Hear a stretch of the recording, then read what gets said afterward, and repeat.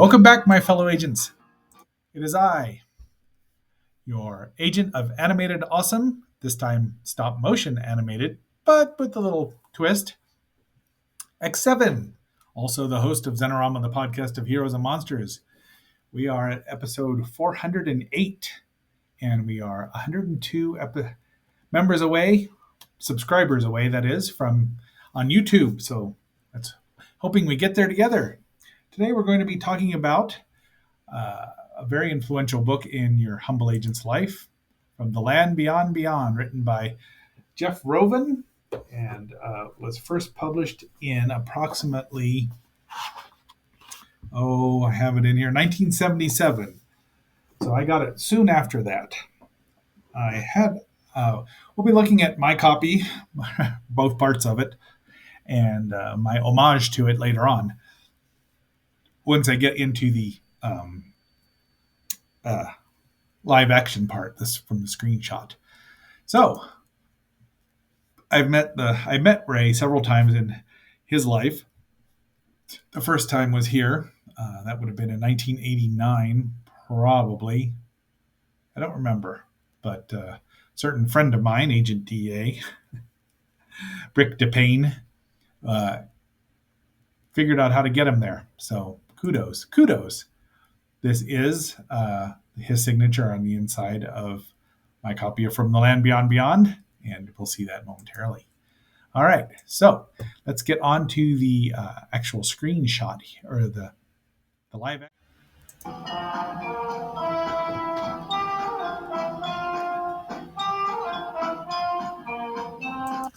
All right, here we have, this is half the book, as you may see, and here's the other half, the back half.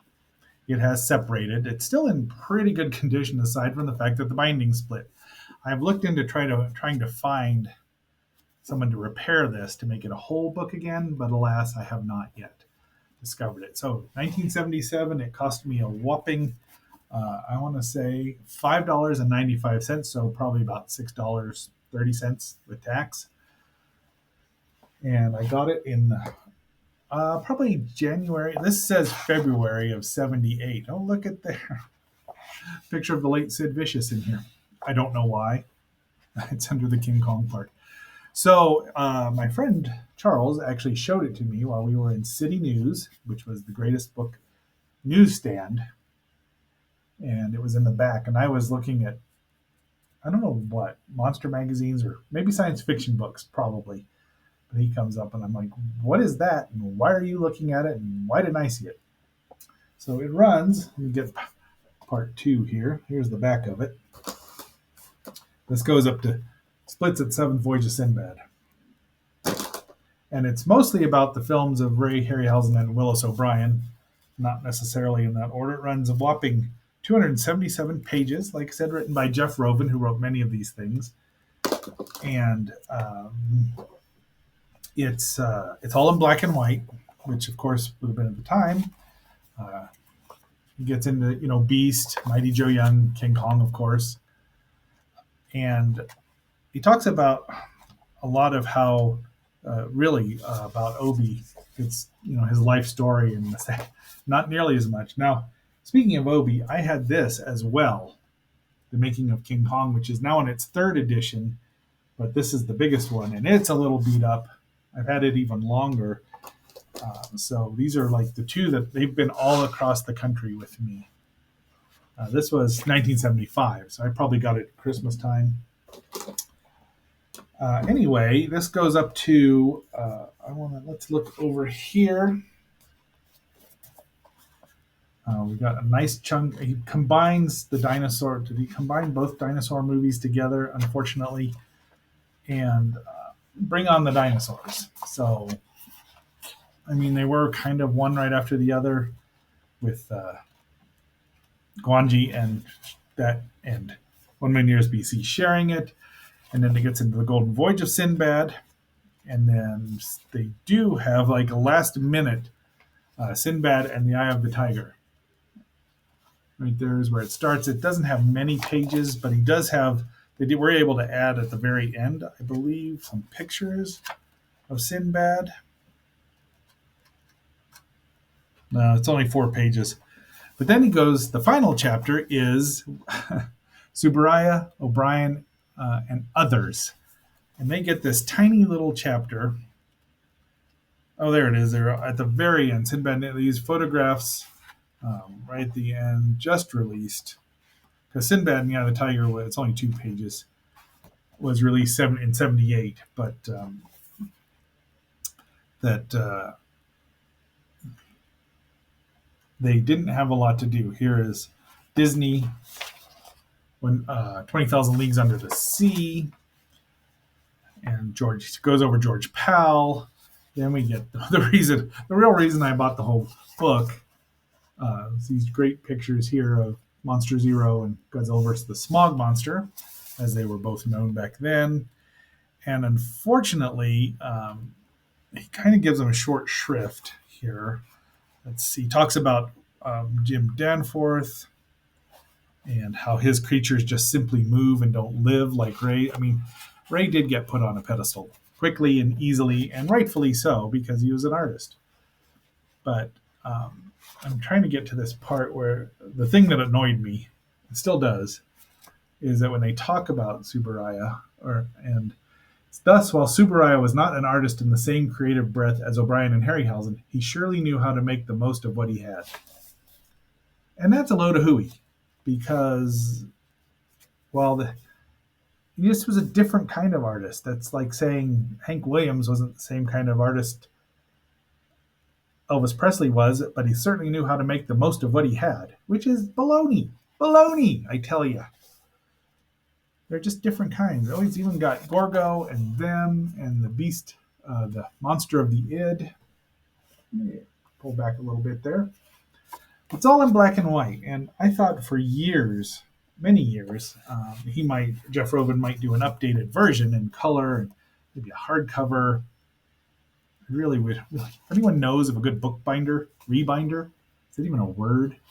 Let me know. I'd be happy to do this. That reminds me, I need to get to Boulder of other things. So, I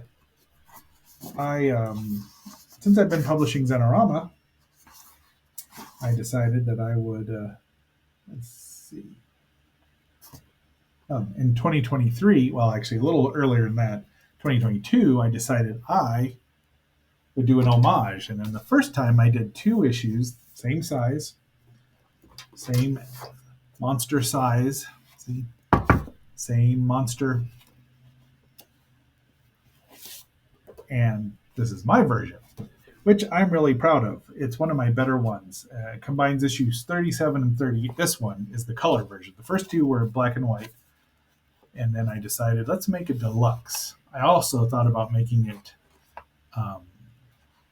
These are the early ones that are in black and white, but I used all the color photos I could find. And I included all the major stop motion movies from The Lost World. I talk about Obi's shorts, like The Dinosaur and the Missing Link, The Ghost of Slumber Mountain, and then go from The Lost World, and I do include The Land of the Lost and comic book versions that are of all the movies, The Golden Voyage of Sinbad. And at the time, Primevals had not been released. This came out in October of 2023. Still available on Amazon. And it's just, I wouldn't call it my magnum opus, but I'm very proud of it. It's, book sized. It runs about $25, so it's not cheap, but it's worth it. It's darn well worth it because it's color. You get the Crater Lake monster here. You get, which has the most misleading between Planet of the Dinosaurs and the most misleading.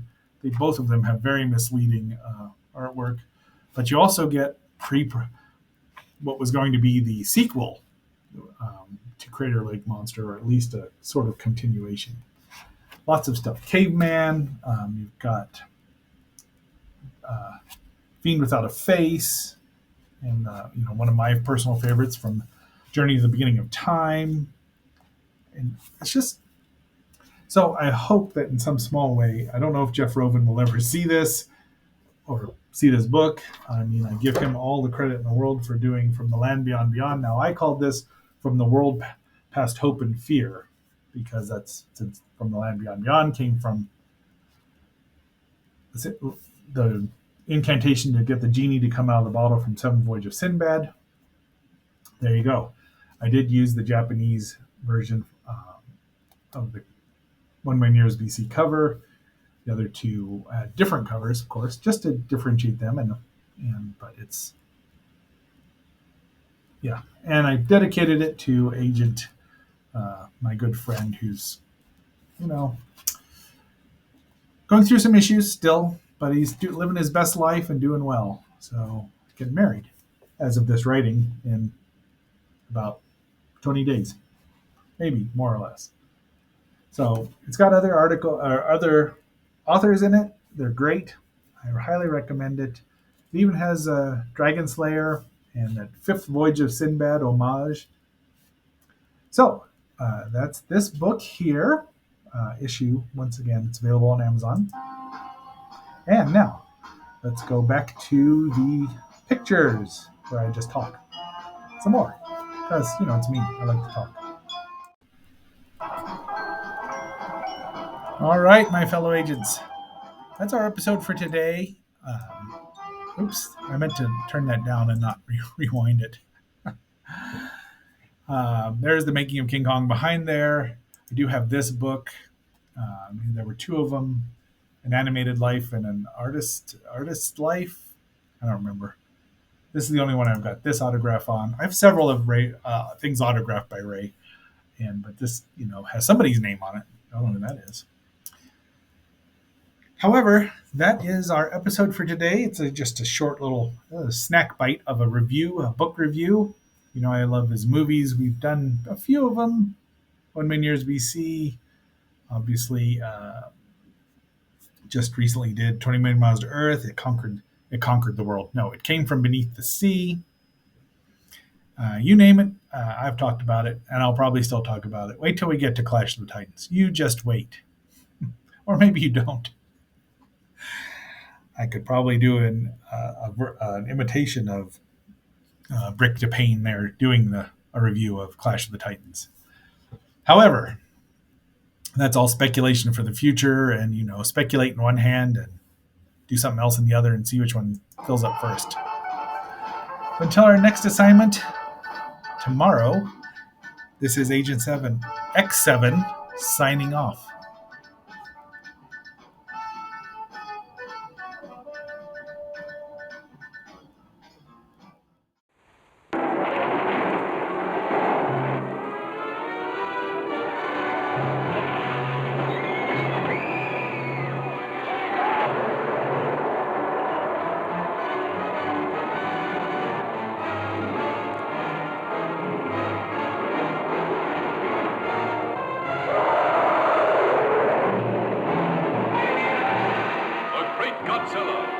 Trail of terror to his Japanese homeland. Captain, water in the conning tower. Godzilla! Roaring defiance to the only enemy on Earth strong enough to challenge him. The unconquerable King Kong, giant gorilla god of this South Seas paradise, where sensuous maidens offer themselves in ritual sacrifice to his brute embrace. Godzilla has a brain about this size. He is sheer brute force. While Kong is a thinking animal. His brain is considerably larger, about 10 times the size of this gorilla's skull. Being instinctive rivals, there is no doubt that they will attempt to destroy one another. King Kong versus Godzilla, heading for their colossal collision, shattering every obstacle that stands between them in the most fantastic rampage of annihilation ever recorded on film.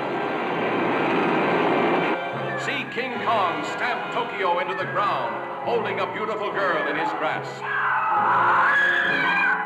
See Godzilla destroy an entire army. See King Kong trapped by the blazing barrier of 1 billion volts. But nobody can stop the great showdown when King Kong and Godzilla meet to fight for survival of the fittest.